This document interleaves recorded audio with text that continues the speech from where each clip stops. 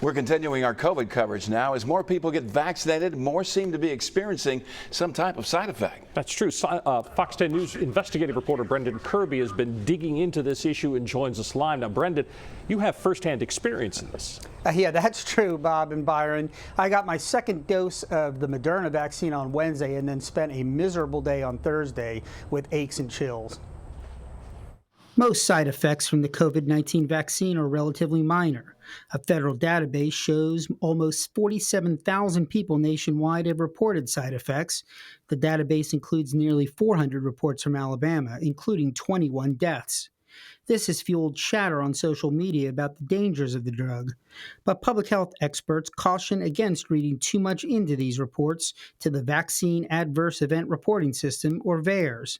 Dr. Scott Shavers, head of the Mobile County Health Department's COVID-19 response, notes these are self-reports that haven't been verified. The idea that they're in VAERS doesn't mean in any way that they're associated with the vaccines.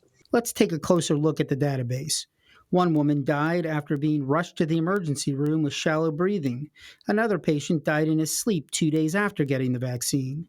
In another case, a man found his wife slumped in a chair several hours after getting the shot. All 3 people were 84 or older, though. In fact, of the 22 deaths, all but one were older than 65. More than half were in their 80s or 90s. Shavers says it's simply not uncommon for people that age to die. As you vaccinate people at high risk, so those in the older age brackets and those that have these underlying conditions, it's not unexpected that you're going to have some death events in these populations.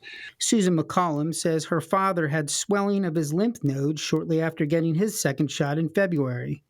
Continuing weakness prompted a trip from his Foley home to the emergency room. She says doctors concluded it was a vaccine side effect even after his condition worsened.